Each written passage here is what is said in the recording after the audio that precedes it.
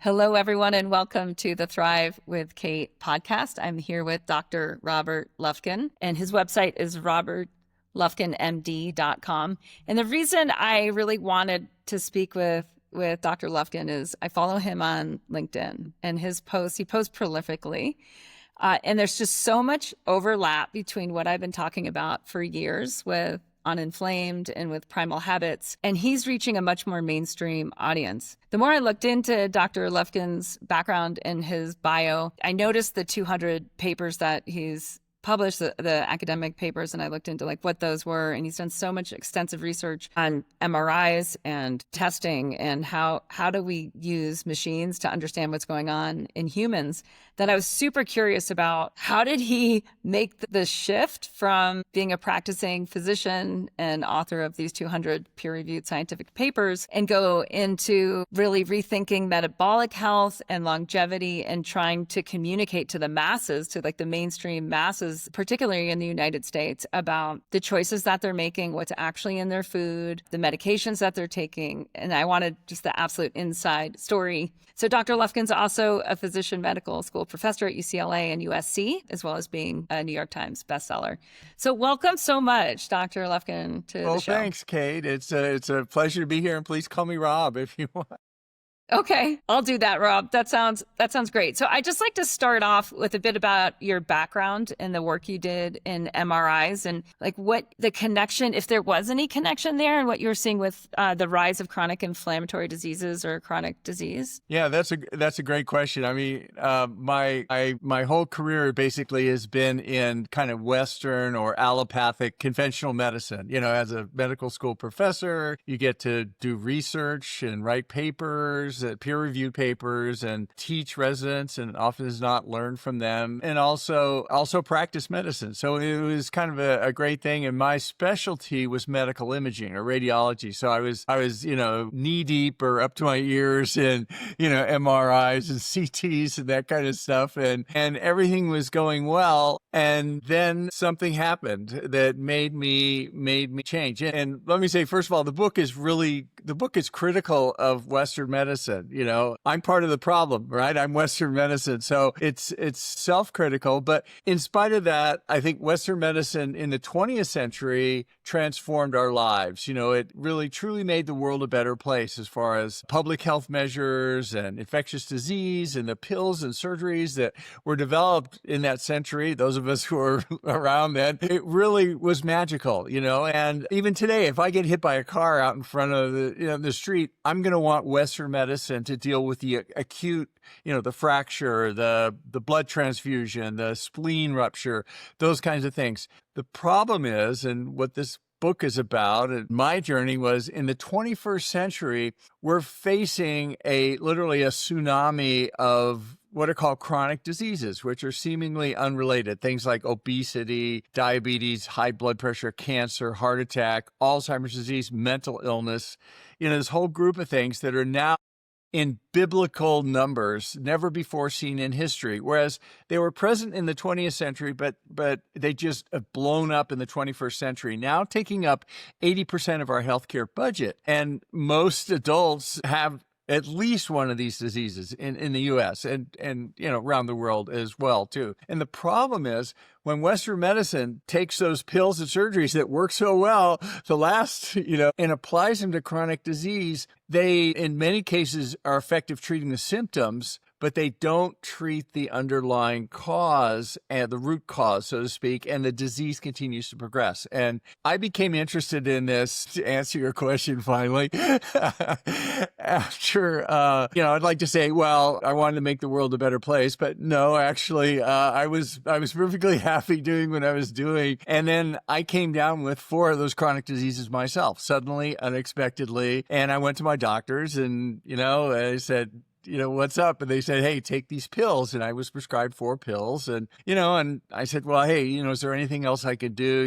Lifestyle, I hear about that. And they go, nah, that really doesn't work. You're going to be on these pills for the rest of your life. So get used to it. And at the time I had, two daughters in elementary school. They're now in middle school and high school, but it wasn't that long ago. And I realized that with that diagnosis, it wasn't going to end well. I might not live to, see them through even the beginnings of their lives. And so it forced me to really step back and see if there is any other solution. And what I did was I began diving the literature, and I realized that there's a lot written that I was not aware of, and many of my colleagues are still not aware of, about how transformative things like lifestyle and other things that can actually take these chronic diseases. And I believe they all have a common root cause. And when we address that root cause, we can slow these diseases down, we can delay them, and we can even reverse them. And in my case, I made relatively simple lifestyle changes, and I was able to literally reverse the diseases where,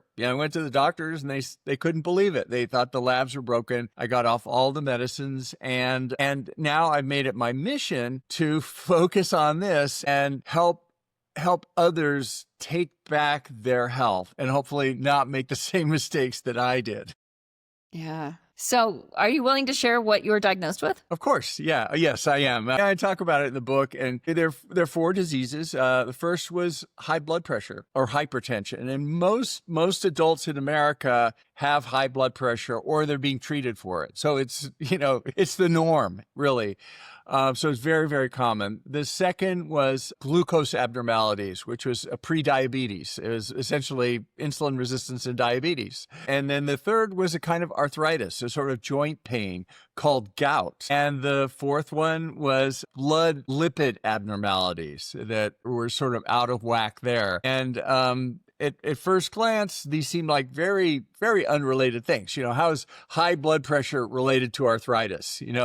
But actually, there's very strong evidence. And to be clear, I didn't discover this. I didn't invent this. This information is out there, but people just aren't aware of it. And modern medicine, we're in silos, and, the endocrinologist doesn't talk to the neurologist, the information doesn't spread. And the solution to these diseases is a holistic approach that requires integration of lifestyle techniques. It's fascinating.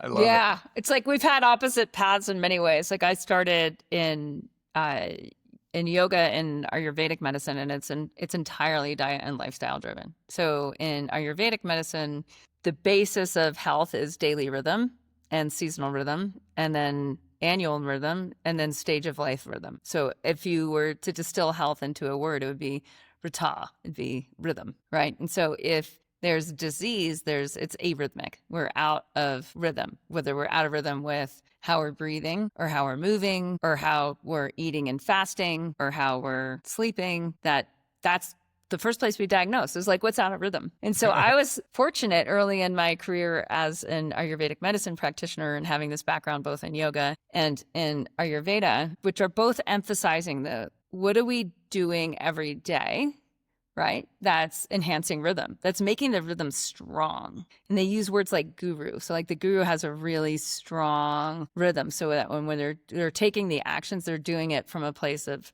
depth, that their consciousness is in a place of depth. And then that actually attracts other people into the rhythm. So they become like the grandfather clock, right? With a heavy pendulum swing to the rhythm. And so what I noticed pretty early on in my career as a practitioner was the people I was working with one-on-one and prescribing diet and lifestyle changes to get them in rhythm. What's out of rhythm? Like what are the biggest violators to the rhythm? Let's work on those first. They were much less successful than the people that I was working with in a group. Like, let's all do this crazy rhythm, which is nature as primates. Like, let's just do this together. And in doing it together, is it easier than just thinking I have a disease or I have these imbalances and I need to do this special rhythm for myself? Instead, let's say like, well, what's the nature of primate or primal rhythm? And if we do it together, is it easier?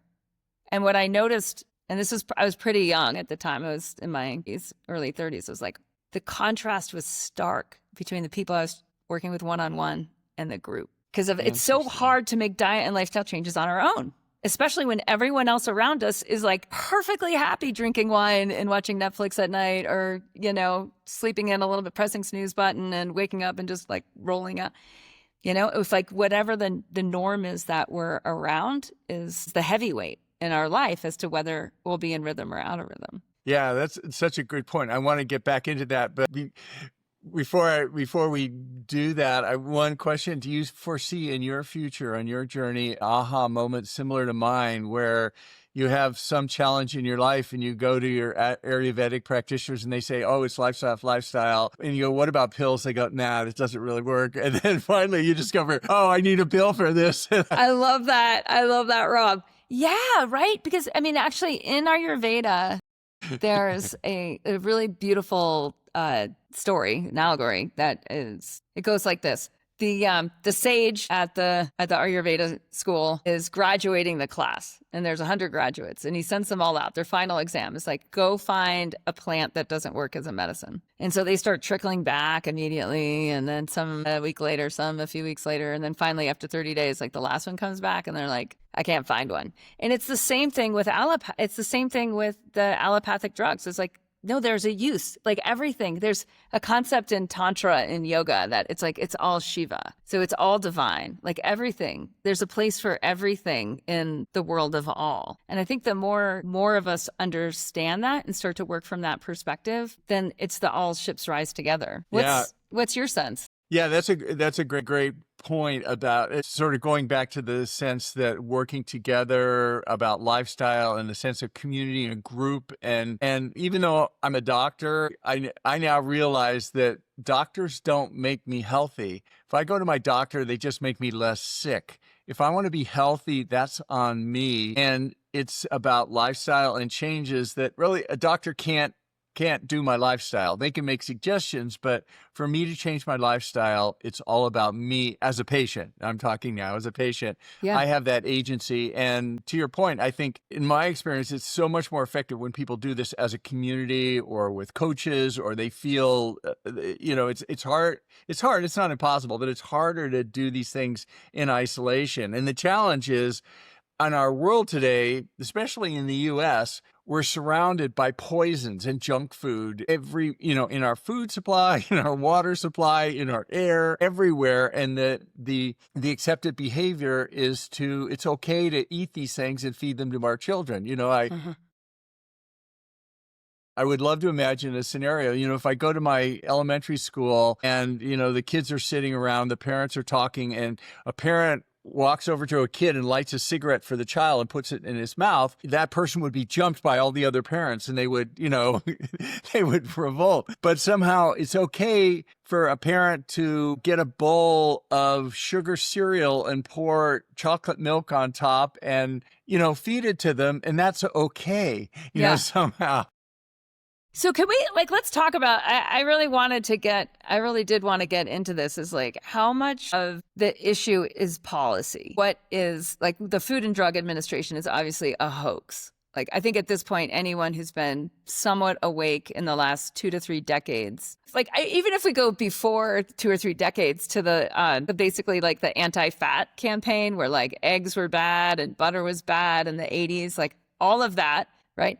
That is, to me, to some degree, the role of the FDA. If an intact citizenry, so if we look at a country as a group of citizens and they create governmental bodies and elected officials to work within those government bodies to, we'll say, protect themselves and future generations in alignment with their values, how much of our chronic inflammation and chronic disease epidemic is just a citizen government policy issue? Well, I think a lot of our trusted medical and societal organizations set the tone and set the kind of the beliefs in our zeitgeist, what we expect to be healthy and what we expect to be unhealthy. And the FDA is one of them, but it goes beyond that. I mean, you look at the American Heart Association, trusted source of, heart information, yet they have a history where they were funded by money from Procter & Gamble, which was promoting a type of oil called seed oils. They happen to lower LDL cholesterol, which makes the American Heart Association happy, but at the expense of driving up inflammation, driving up oxidation, and in my belief are net harmful and should be avoided. Yet the American Heart Association still recommends those. The American Diabetes Association, when given the choice for type 2 diabetes, diabetes, which we're approaching 50% on that. We're not there yet, but it's going there. And with everyone, even non-diabetics, our insulin resistance, which is what type 2 diabetes is, gets worse and worse and worse. So you could take the idea that we're all on the path to type 2 diabetes. And if we live long enough, it's sort of like gray hair or wrinkles. If we don't die of something else first, we're going to get it. So we should all be concerned about type 2 diabetes. And basically, the American Diabetic Association recommends insulin and other drugs, metformin and other drugs to treat that, which are life-saving. You know, if your glucose is high, you die if you don't get insulin. So no question, they're life-saving. They treat the symptoms, the acute things. But there's very strong evidence now when we manage type 2 diabetes with these drugs, the underlying disease continues to progress and you get the chronic effects of that. What are the chronic effects of type 2 diabetes? Well, the number one cause of amputations, surgical amputations in the U.S. is diabetes. The number one cause of renal failure, kidney failure, and dialysis is diabetes. The number one cause of retinal blindness is diabetes, heart attacks. Alzheimer's disease is called type 3 diabetes because of its dependence on glucose metabolism. Why do they recommend those? Well, I mean, are there any other options? Well, yeah, there is. It's been shown that it's known that type 2 diabetes is carbohydrate toxicity, right? It's the one food group, unlike fat and protein, which we need to live. Carbohydrates, we actually don't need to live. They're optional. But it's the carbohydrates that drive the insulin resistance. And type 2 diabetes, it's been shown in controlled studies, prospective studies, that most patients can decrease or even reverse their type 2 diabetes and get off medicines just by diet, cutting out the carbohydrates. And the interesting thing happens though, when we control type 2 diabetes with diet, it's not like we're controlling the symptoms. We're actually reversing the disease. So the chronic, all those side effects don't seem to happen when we do that. So we're stopping the disease. So why doesn't the American Diabetic Association really come down harder on diet? And well, they're funded by insulin makers. On their website, you can see recipes for diabetics, and they have a lot of sugar in them. And their advice is, quote, cover it with insulin, which will, keep you from dying, but it basically doesn't reverse the disease. And interestingly, the one ad I just put on social media from the sugar recipe on the American Diabetic Association, that ad was funded by DaVita Corporation, which is one of their biggest sponsors. And DaVita Corporation, those who don't know, is a leading maker of dialysis devices, of which type 2 diabetes, the people who eat sugar foods, are going to need their equipment. So it goes on and on. The American Diabetic Association, this is a source of nutritional advice. My mom was a dietitian, right? And I would go to conventions with her, and they would be sponsored by Coca-Cola and junk food makers. And that's where the dietary advice is coming from. And back to the very beginning, the society was founded with tight association with a religious organization that believed that meat was harmful. It caused people to masturbate. And so they developed a plant-based diet, which, no judgment on that, but there was a strong agenda for a plant-based diet to control these sexual urges. And later, the original junk food, Kellogg's, developed this in conjunction with this society. And even today, they still, the American Dietetic Association or the Dietitians Group, it has a slightly different name now, recommends these things. So it's really corrupted. I mean, the dietitians, their education is paid for by junk food makers. It gets worse though. Physicians, our education is paid for by pharmaceutical companies. And like you say, even the FDA, going back decades, there's a rotating door between FDA commissioners and pharmaceutical companies and vested interests and, the food pyramid that defines what we eat and what we serve our kids and our prisoners and veterans and Army. Was Nina Teicholz just published a paper showing that the food recommendations for the food pyramid that we all recommend, that has cereal on the bottom there that we're supposed to eat the most of, 90% of the people on the committee that made the recommendations have conflicts with the junk food industry, or basically they're junk food makers and they do that. So hopefully, there's a new, politics aside, I love my Democratic friends. I love my Republican friends, and I don't agree with either side, really. I have issues with both parties, but it's interesting that now, for the first time that in my lifetime, I'm seeing on a national basis words like chronic disease, seed oils, insulin resistance come out of politicians' mouths. And, I'm hopeful that, we have a new FDA director, Marty Makary, who's, written a great book called Blind Sight, which is very critical of Western medicine. And so hopefully we'll see some changes. Time will tell. I mean, they're already talking about banning food dyes, artificial food dyes, which are already banned in Europe. They're talking about banning glyphosate, which is a weed killer in all our grains, which is banned in 80 countries around the world because it's poisonous. They're talking about getting rid of pharmaceutical ads on television, which are illegal in every country in the world except here in New Zealand.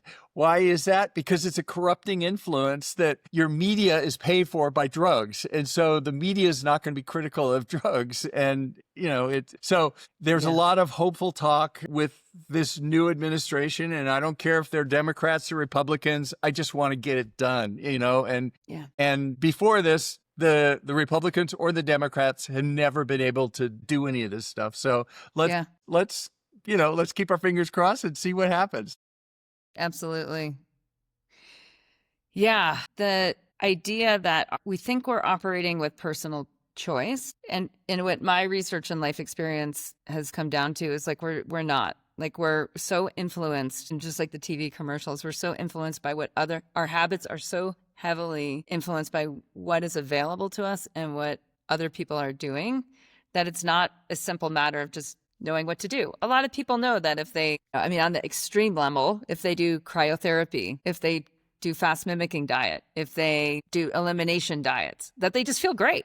But the problem is what everybody else is doing around us and what's available. And so if we're not protected at the level of what's available at the grocery store, then it's really problematic, especially for people who have high stress levels, who might have really low access to deep nutrition. Yeah, and these beliefs are deeply ingrained in us. Like, I was raised thinking orange juice was healthy, and I still, I look at orange juice, I think, oh, what could be healthier? When it's actually not very good for you. It's really You junk must food. have been in the kitchen last week when my parents visited us at the lake house, and my dad's like, "Where's the orange juice?" And my mom goes, "He still thinks everybody drinks orange juice," and he's like, "It's healthy." So that was last week. And even the eating high fat things, I still remember my mom, no, you switch to margarine with the seed oils and the trans fats. It's healthier. Trim the meat or the fat off your meat, and get low fat chicken, get low fat beef, get low fat food. And it takes a while for these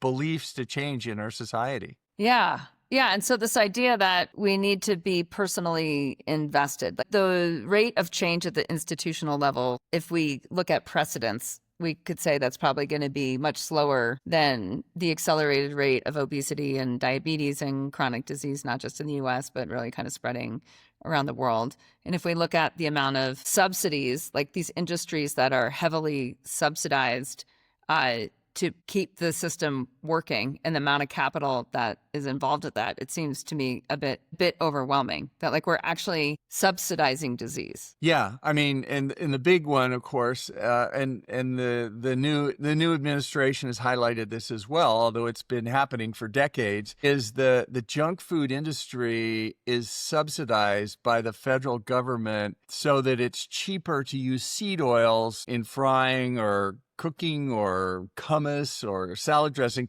than it is something healthier like olive oil or other types of oils. And similarly, high fructose corn syrup is cheaper than other alternatives because corn and soybeans are subsidized through the farm bill. Farmers are paid. That's why, it's artificially lower with that. To make money too, farmers need to, be supported. So there needs to be, we still subsidize tobacco, which I can't figure out either. But at least this is coming into the conversation again on a national level. We're having politicians talk about subsidizing junk food and how that's maybe not such a good idea. Yeah. So when we look at metabolic health and allostatic load, so let's talk about the load of like, what is allostasis and how do we look more generally at imbalances than specificity? One of the things that I noticed pretty early on from the rhythm perspective is like when our diet and lifestyle is out of rhythm with syncing, and with diet, it can even just be we don't have a long enough fasting time. to increase autophagy and apoptosis, like this natural renewal, regenerative process at the cellular and intercellular level, then this load on the body becomes higher. Can you just connect a little bit around allostasis and metabolic syndrome and what's happening, regardless of what the actual disease is named of downstream? Yeah, I mean, well, just to highlight your point about rhythms and circadian rhythms and natural rhythms in our bodies, I think that's really an underappreciated area. I mean, it adds a whole layer of complexity, but the idea that, what the right food for us at 4 p.m. is going to be different than the right food for us at 7 a.m. in the morning, and just that the rhythms affect our body and affect when things are good or when things are better for us.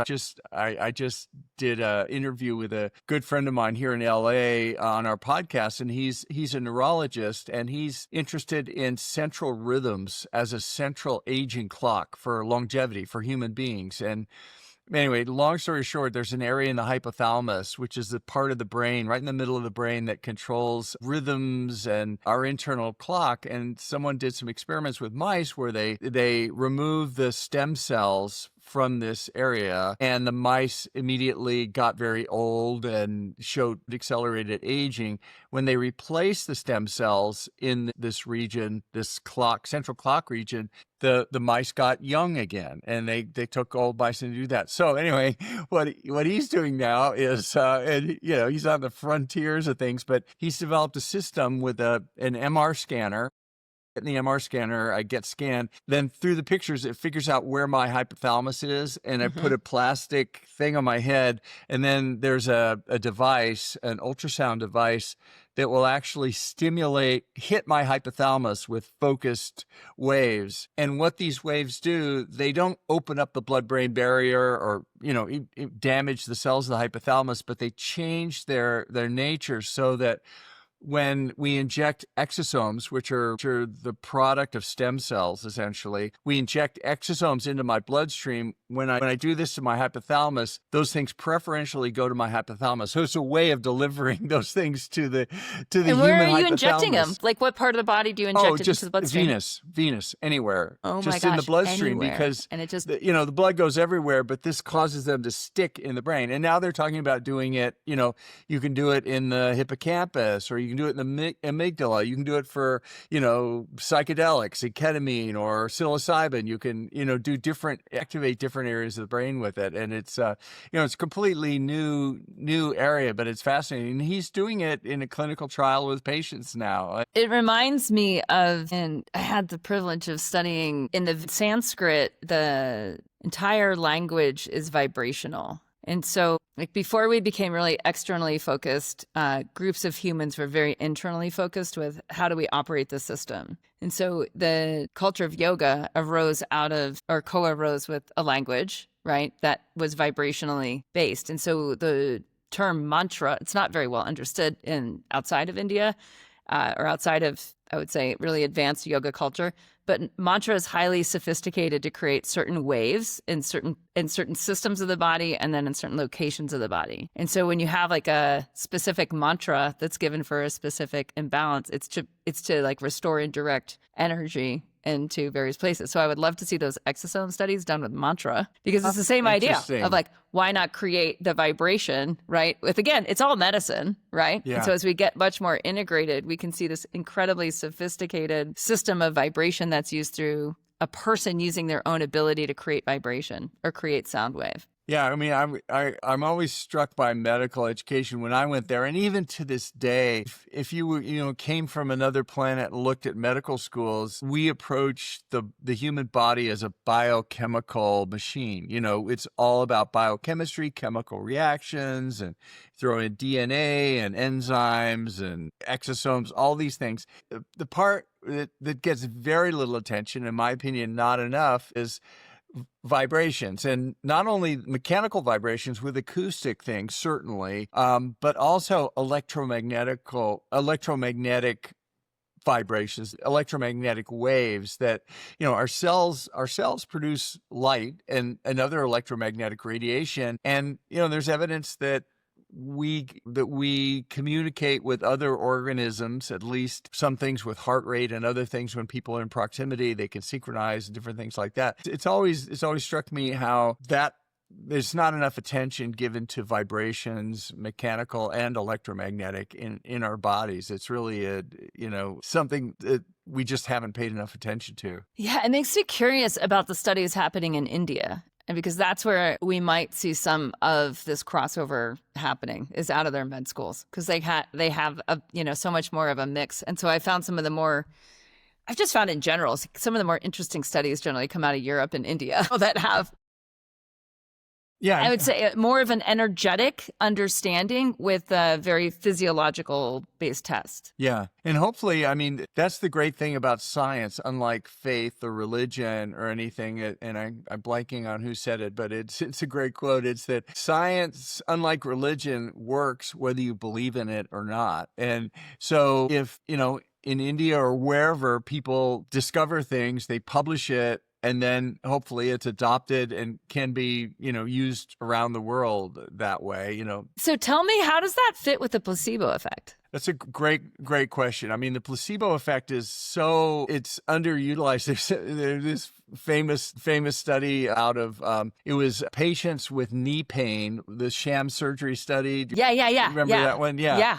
And I won't repeat it if your audience has already heard it. No, tell it, because people need to hear stuff like this, I think, again and again. Yeah, so basically, it took a bunch of people with knee pain, and then they took one of the most commonly used surgeries for knee pain is where you go in and you essentially scrape the cartilage around the knee. The cartilage is the tissue that sort of lines the joint. And they found that, hey, this helped people. They felt better, and so now it's widely used and everything. So some brave soul said, hey, let's see if this really works. And to do a study where it's controlled and blinded, so you could really ask those questions. So basically what they did is they took a bunch of people with knee pain, and then they randomly divided them into two groups, and they were informed, there was informed consent. Obviously they knew what was going on, but they didn't know which procedure they were going to get. They knew they just got, and there were two procedures. One procedure was the standard procedure. They went into the knee, they,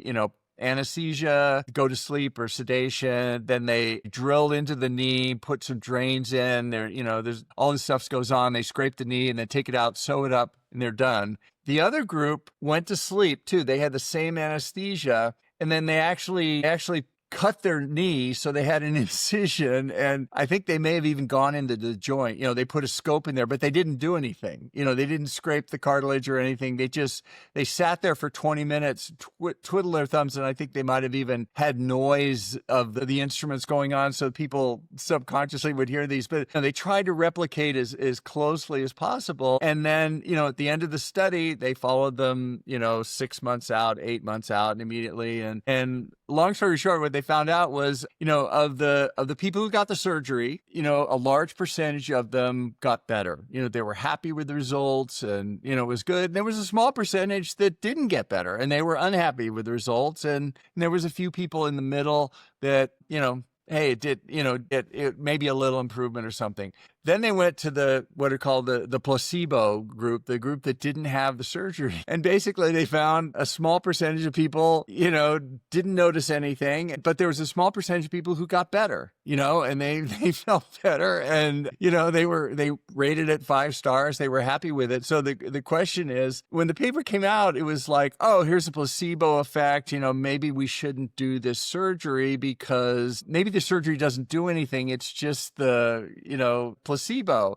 People think they're getting better, when really the interesting thing would be is maybe we should do sham surgeries on everybody and just tell that, because if 30% of people get better, and I can't remember what the percentage was, but that's for surgery. But when you do like drug testing for SSRIs or antidepressants and stuff, the biggest problem is the drugs have to show an effect above placebo, because everybody, there's a huge placebo effect, especially in the psychological type drugs and all. But the placebo effect is huge. And huge.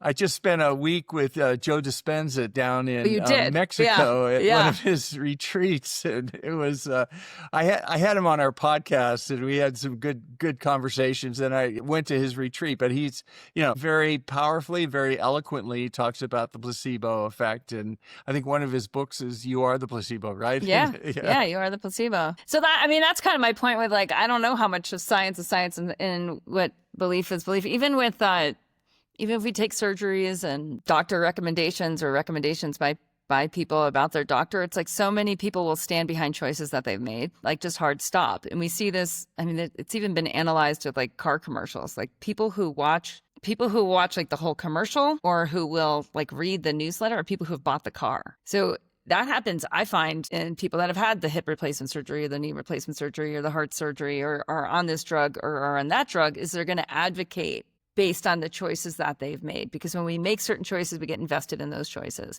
And then we're going to defend those choices. So to me, it gets really cloudy really quick. Yeah, and it goes back to sort of a basic principle about how the reality we experience is not necessarily, there's a common base reality out there, but it's the reality that I experience is filtered through my life experience. In other words, I walk down a street and I see a dog and I was bit by a dog many years ago, I will feel stress and nervous. And if there's a red mailbox, and my mom always wore red when she kissed me and she loved me, then I walk by the red mailbox, I'll feel warmth and everything. And so much of our lives are influenced by the meaning we assign to things. Not that we can always control the meaning. A lot of it is subconsciously placed by traumas and everything in our past, but it's really hasn't gotten enough attention, I think, as far as driving diseases. I mean, there was just a paper came out this week about irritable bowel syndrome, which is a complex disease with inflammation at its roots and all sorts of things. But it was a controlled study, and they were using psilocybin as a psychedelic to change the default mode network and all, basically presumably affecting the childhood traumas that was driving the inflammation that was driving the irritable bowel syndrome. And some of these patients got better from that kind of roundabout approach. And I may be misquoting the paper, but it literally just came out. It's super exciting. I'll have to check it out. In On Inflamed, I go into primal habits, and one of them is TRIP. There's just so much evidence that shows that if we can shift what's happening in the psychology and the mind, if we can have these deep, powerful, guided experiences and process trauma, that the physiology shifts. And I'm super curious about psilocybin. I don't know if there's a number of studies on the psilobiome and how does actually psilocybin as fungus. There's a new study, I believe, on is psilocybin. It's a fungus, but is it an antifungal for the mycotoxins? And it's somewhat inconclusive, but I notice often with inconclusive studies, it just depends on how things are measured and the equipment that we have to measure the things that we're trying to measure. Interestingly, the gut microbiome changes within 24 hours after an ayahuasca experience. And it's a detoxification. Obviously, you're consuming a lot of different things there, but I mean, I think as human beings, go ahead. Yeah, well, I mean, if we can just double or triple click down on that, like the process that is, I don't think it's very well understood. There's a few factors to it. Like the more inflammation we have going into an ayahuasca trip, right? Like the more just allostatic load or physiological inflammation, or the more dysbiosis we have in our gut, the more we're going to throw up and have diarrhea, right? The more strong that medicinal effect will have. The lower our allostatic load, the more eubiotic our microbiome, the more mild that effect will be. Right. And so then it's like part of the reason that humans were using these very strong medicines that change the microbiome was to invoke a healing crisis. And then there's the whole psychological effect as well. And for the natural substances like ayahuasca or psilocybin, to me, that's like a huge frontier of us having a much better understanding of how are we going to reverse a chronic inflammatory disease, which has an allostatic load, that has dysbiosis, that has some emotional trauma pattern behind it, enough to create a shift on all those levels. And that's so easy to do. I think the field is moving very fast, but my personal belief, I think it's going to be a normal, healthy part of adults having periodic experiences with psychedelics to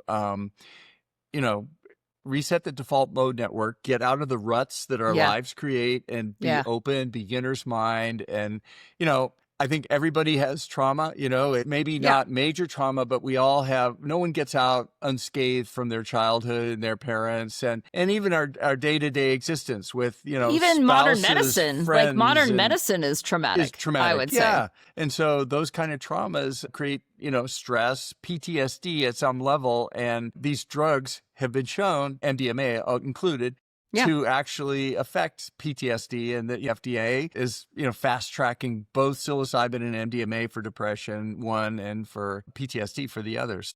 Yeah. Yeah, it'll be interesting. Yeah. Shout out to MAPS on that. Exactly. Yeah, crusading that for sure for years. Let's talk a little bit about, I noticed on your site with metabolic health, Prolon Kit, and in my club Thrive, where we do adversity habits that are the anti-inflammatory habits together. We do fast mimicking diet every quarter. Some people in my club do it every month. Nice. Yep. And what we notice is, like, especially for those who are not going to do psychedelics, that 72-hour water fast or a 5-day fast mimicking diet where we're reducing the number of calories somewhere between a third of regular intake, 500 to 600 for women, 600 to 750 for men, that it creates an altered state of consciousness and it shifts the palate. And what we notice over time with doing this at least a few times a year is it shifts the cravings. And so my theory is that it's lowering the endocrine disrupting chemicals that are getting processed out of the fat cells. That are getting processed out of the adipose tissue and shifting the adipose tissue from releasing pro-inflammatory chemicals into the blood, or chemokines, and shifting into creating anti-inflammatory chemicals into the blood, that it fundamentally changes how they see food.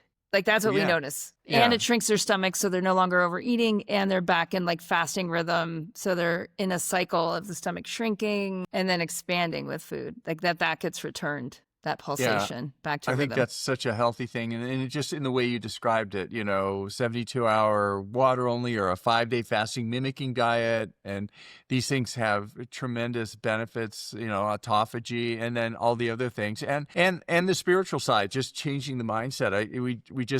I just was talking to Cate Deming, who's a physician oncologist who recommends extended fast for cancer patients, 17 days, 30 days. And they have profound psychological experiences during these things too. And those longer fasts, of course, should only be, undertaken with a physician's guidance, because fasting, you begin starvation at some point, and, you don't want to damage things from that side as well. Yeah. So how often I know with the Prolon Kit and some of the research by Dr. Walter Longo on that, he's like advocating, I believe, healthy people about 4 times a year and diabetic or pre-diabetic people about once a month. Is that about what you're finding with your patients? Yeah. I mean, and the bottom line is nobody really knows, but I think a healthy person, and there are very few healthy people, in the United States, it's less than 10% who don't have one metabolic thing, but healthy people 3 times a year, that is great. And more frequently, even up to once a month for diabetes. And they've actually, Walter Longo's company and the people doing that are actually working to show that it does change things like hemoglobin A1C and reflecting insulin resistance. So it actually can be used therapeutically for managing type 2 diabetes. You want to change your whole diet and not just do once a month and then go back and eat junk, but it does have dramatic effects. Well, and in my experience, people don't eat as much junk. Like, they first of all don't eat as much and I'm not talking about like just doing it once. I'm talking about getting in a rhythm and creating this would be a seasonal rhythm in Ayurveda. This would fall under the natural primal seasonal cycles, that when the weather's shifting from hot to cold and cold to hot, that's a natural time that our appetite changes, it shifts. And often we have the food blahs where we don't have that much drive to eat. What we have found is that people don't want the same things after. Like, their gut microbiome has changed significantly enough. Their senses, from fasting, our senses get really strong. So our sense of smell and our sense of taste is heightened. And therefore, ultra processed food and processed food they don't ring the same bell. Yeah. Yeah. And I don't know, some people too. I've certainly felt it after doing a 5-day mimicking fast or a 72-hour fast, any kind of experiential thing where I commit to do it. And, it's basically a commitment. I give up things to do it. And then at the end of the period, however long it was, I get this sense of accomplishment. And I'm thinking, wow, I've done this. I don't want to go eat some junk food now. I want to preserve my body. I've invested this time in it. And it's sort of, like you say, it elevates us a little bit as far as our food choices. And, next time we'll continue to eat healthier for a while, just from the experience of committing to something like that and going through it. Yeah. Yeah. We've really found that by having it on the calendar at least every quarter, it's like you can't get into deep a rut in a quarter, right? Right. It's like why big companies have these quarterly meetings. It's like, we got to catch it now before it really spirals. So I'm curious so you have this 30-day metabolic health anti-aging program. And in part of that, you have you have tests. And I'm curious about your biomarker tests and just what people are doing in terms of at-home testing. I'm finding that people are able to get a lot more data on their own. So yeah, would you just speak to that? Yeah. I mean, this whole space is changing so fast. The at-home testing now, even if you live in Wyoming, not that Wyoming is remote, but no matter wherever you live, you can test from your home now. And in the US, there's one company we work with that has, 25 markers, and you mail it in. It's like $200 or less, I think, and you can draw it out with a little kit there, or stick your finger on it and mail it in. You get the results back. And then there's a new company that I've been working with. They're just coming to the United States, and they have an LLM, which is a large language model that allows you to talk to it like you do with ChatGPT and stuff. But it knows about your health. And so this company does genetic testing. It does blood markers, like with this at-home kit. It also, you can take pictures of your food. It knows what your food does, but you can also put a CGM on, and it will know your CGM data, your continuous glucose monitor. And then you can wear a ring, and they sell a ring like this, which is a third of the price of the Oura ring, but full functionality, but it goes into the LLM. So I could pick up my phone and say, hey, I'm not feeling well this morning. What's up? And they go, well, you only walked 1,000 steps yesterday. You normally walk 10,000. And you only slept for 6 hours last night, and you only had 14 minutes of REM, and your glucose is 180. What's going on? It knows moment to moment what's going on in my life and giving me feedback on that. So it's wild. And a lot of companies are doing this too, but it's happening very fast now.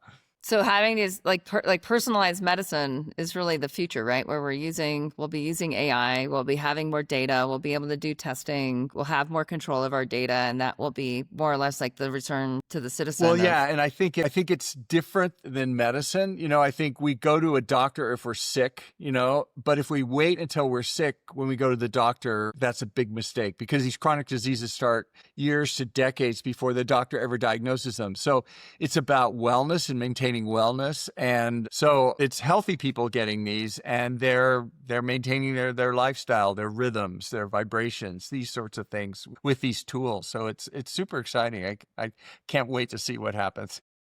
Awesome. Anything else that you want to tell people about before we close? No, I think people ask me if I'm depressed about writing this book about medicine and chronic disease. And actually, I'm inspired because I think we're entering a new era of medicine where doctors are important. We'll take advice from them, but the primary driver of my health is me, the patient. I'm the CEO of my own health. I have agency, what lifestyle choices I make. The doctor is only a consultant, and it's a new era where patients are in control of their health, finally. Oh, I'm so glad. Again, you guys, this is Dr. Robert Lufkin, and the book is Lies I Taught in Medical School and the Truths That Can Save Your Life.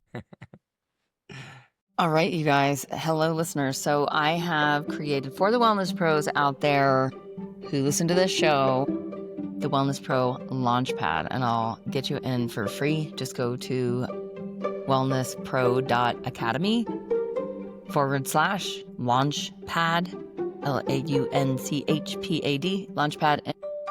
And then just fill out the form and we'll get you right into this school classroom in here. And in the Launchpad, it's really cool. Like, you get to see yourself as the hero in the path of the Wellness Pro, and then your client's transformation and A to B, and your vibe and your brand, your investment story, and design the journey for your clients, patients, or students, and then how to price from results. So these lessons are super short. They're each about 10 minutes, and you'll have a reframe on how to launch and scale the next phase of your wellness career. So wellnesspro.academy/launchpad. And then and on the inside, if you really want to launch, you can, like, your next phase of growth as a wellness pro, then you can talk to me. See you soon.